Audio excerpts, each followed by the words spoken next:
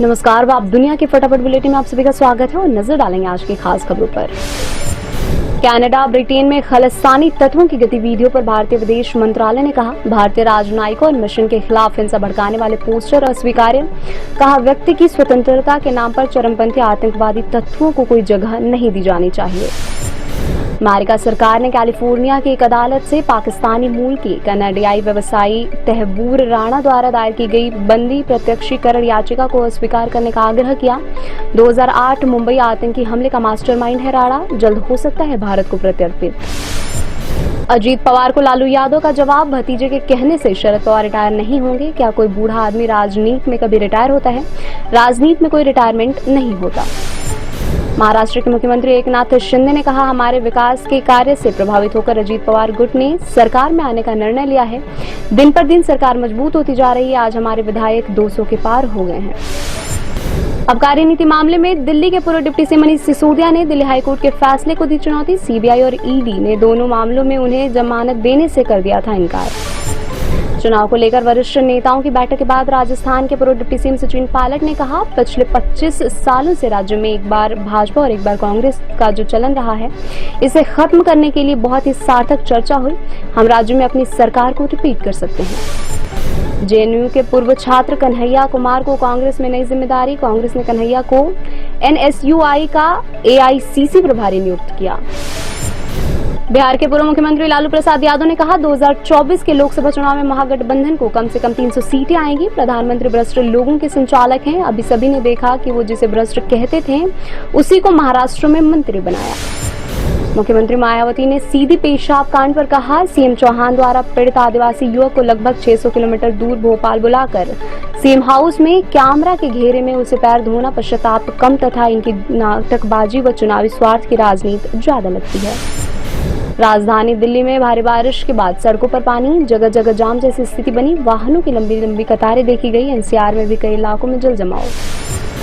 Web दुनिया की सभी से अपील है कि भीड़ भाड़ से बचे, मास्क पहने व सैनिटाइजर का इस्तेमाल करें।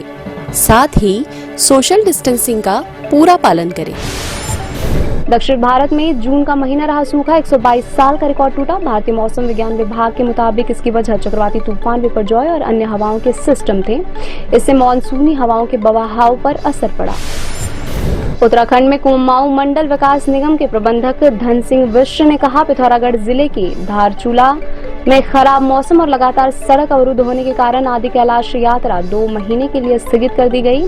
सितंबर माह से यात्रा का पुनः संचालन करेंगे। टीएमसी सांसद और सीएम ममता बनर्जी के भतीजे अभिषेक बैनर्जी ने कहा, भाजपा 2022 में पश्चिम बंगाल नहीं जीत सकी, इसलिए उसने बंगाल के लोगों पर एक तरह के युद्ध की घोषणा की। वे बदले की राजनीति कर रहे हैं। उत्तर प्रदेश के कानपुर में टमाटर और अन्य सब्जियों की कीमतों में बढ़ोतरी होने से आम जनता परेशान। टमाटर 150 से 160 रुपए किलो बिक रहा है, जबकि धनिया 200 रुपए किलो, अदरक भी 200 से 260 रुपए किलो बिक रहा है। हिंसाग्रस्त मणिपुर में इंटरनेट सेवाओं पर प्रतिबंध बढ़ाया। अब राज्य में 10 जुलाई तक इंटरनेट प्रतिबंध रहेगा। 3 मई से जारी हिंसा में मणिपुर में 100 से ज्यादा लोगों की मौत हो चुकी है। महाराष्ट्र भाजपा के अध्यक्ष चंद्रशेखर बावनकुले ने कहा, देवेंद्र फडणवीस और अन्य वरिष्ठ नेताओं ने पहले ही कहा है कि एकनाथ शिंदे ही राज्य के मुख्यमंत्री रहेंगे। वे अच्छा काम कर रहे हैं, बदलाव की जरूरत नहीं है। ऑस्ट्रेलिया में नर्सिंग की पढ़ाई कर रही भारतीय मूल की छात्रा जसमीन कौर को उसके प्रेमी ने फ्लिंडर्स रेंज में जिंदा दफन किया। आरोपी तारिक जोत सिंह भी भारतीय मूल का है। 30 शेयरों पर आधारित बीएसई सेंसेक्स 340 अंक की बढ़त के साथ अब तक के उच्चतम स्तर 65,786 अंक पर हुआ बंद। निफ्टी भी 99 अंक यानी 0.51% की बढ़त के साथ 19,497 अंक की नई ऊंचाई पर पहुंचा। प्रभास की अपकमिंग फिल्म सालार का टीजर हुआ रिलीज। टीजर में प्रभास का दिखा एक्शन अवतार। प्रशांत नील कर रहे हैं फिल्म का निर्देशन। 28 सितंबर को रिलीज होगी यह फिल्म। एक्ट्रेस दिव्या खोसाला कुमार की मां का निधन। दिव्या ने इमोशनल पोस्ट शेयर करके दी जानकारी। एक्ट्रेस ने बताया, उन्होंने कुछ दिनों पहले अपनी मां को खोया।